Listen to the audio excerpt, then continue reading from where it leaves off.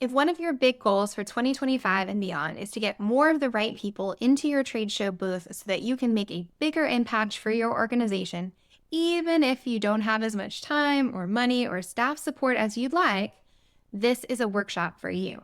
My name is Robin, and I'll be facilitating 10 strategies to generate more top quality booth traffic at Exhibitor Live this year.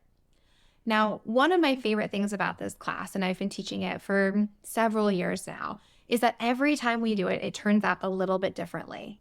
The reason is because we've built in so much interaction and opportunity for you to shape the class. You get to choose which of the strategies you find to be the most interesting, and we'll focus on those. You get to share your specific situation, your questions, your ideas, and ask for my advice too, so that we can do the examples and insights that can support you the best.